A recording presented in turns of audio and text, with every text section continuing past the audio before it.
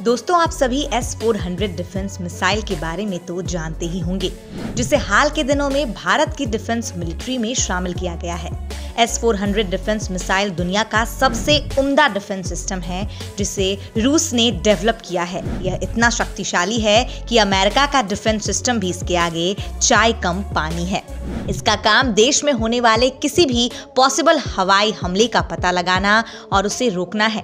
यह तमाम तरह के रडार और सैटेलाइट की मदद से जानकारी जुटाता है। इस जानकारी के आधार पर यह बता सकता है कि लड़ाकू विमान कहां से हमला कर सकते हैं। इसके अलावा यह एंटी मिसाइल दागकर दुश्मन विमानों और मिसाइलों को हवा में ही खत्म कर सकता है।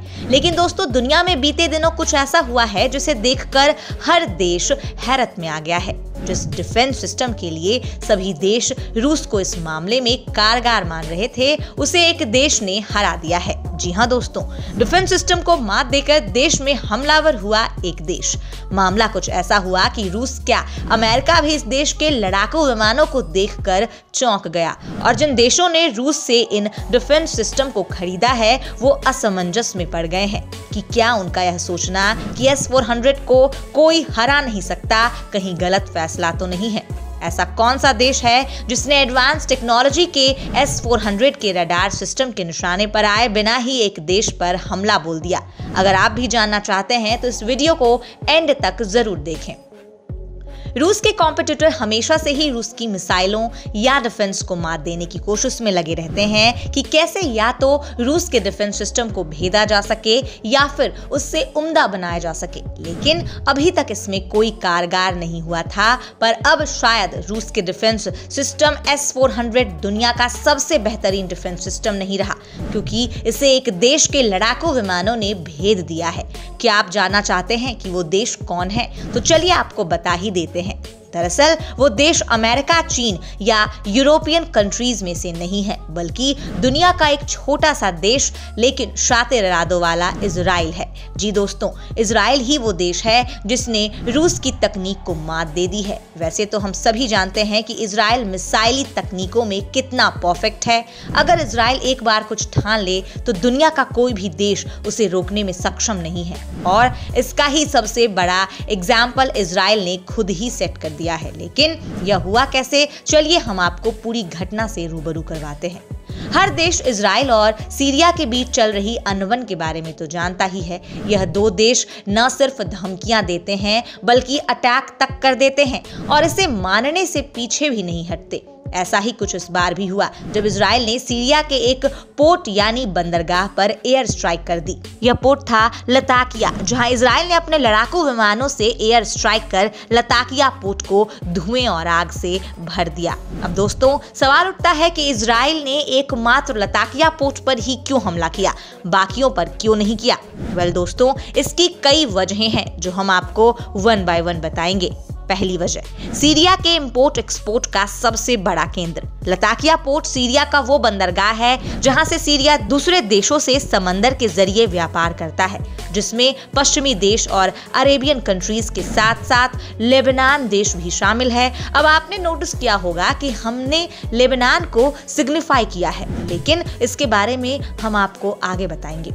दूसरा कारण है लताकिया पोर्ट रूस के लिए जरूरी। आपके जहन में जरूर यह सवाल आया होगा कि क्या सीरिया ने भी S-400 डिफेंस सिस्टम रूस से खरीदा हुआ है? तो आपको बता दें दोस्तों, ऐसा नहीं है, बल्कि लताकिया पोर्ट के सबसे नजदीक रूस का सबसे बड़ा सैन्य अड्डा मौजूद है। लताकिया पोर्ट पर रूसी सेना की भारी उपस्थिति है। इस आर्मी बेस का इस्तेमाल रूसी सेना बड़े लेवल पर करती है कि आर्मी बेस को मजबूत किया जा सके, और हो न हो ये पश्चिमी देशों से भी काफी नजदीक है। तीसरा कारण है हथियार सप्लाई का अड्डा। इजराइल का आरोप है कि सीरिया का लताकिया पोर्ट सबसे बड़ा चेन सप्लायर है, जिसमें सामान के एक्सपोर्ट इंपोर्ट के बीच हथियारों का आदान प्रदान होता है।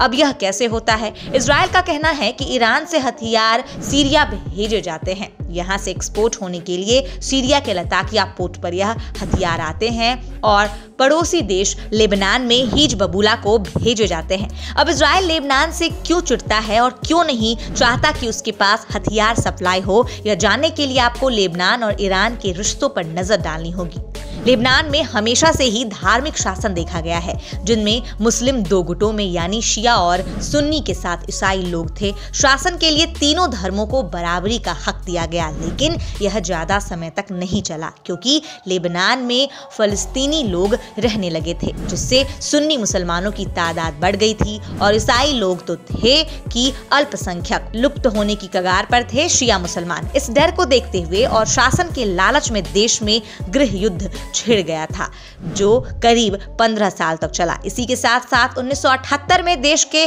साउदर्न हिस्से पर इजराइल ने कब्जा कर लिया क्योंकि फिलिस्तीनी लोग इजराइल पर इस हिस्से से हमला कर रहे थे। वहीं ईरान में 1979 में सरकार बदली और ईरान ने दो देश के बीच चल रहे तनाव में ईस्ट की तरफ अपना कब्जा जमाना चाहा। इसके लिए उसने शिया मुसलमानों को भड़काना शुरू कर दिया और यहीं से 1982 में हिजबुल्लाह समूह बनाया गया, जिसका मतलब था अल्लाह की पार्टी। ईरान ने इसे इजराइल के खिलाफ आर्थिक मदद देना शुरू किया। 1985 में इसने अपना घोषणा पत्र जारी किया, जिसमें लेबनान से सभी पश्चिमी ताकतों को निकाल बाहर करने का ऐलान किया गया। पत्र में अमेरिका और सोवियत संघ दोनों को इस्लाम का दुश्मन घोषित किया गया था। साथ ही इस घोषणा पत्र में इजराइल की तबाही और ईरान के सुपीरियर लीडर की ओर वफादारी की बात भी कही गई थी।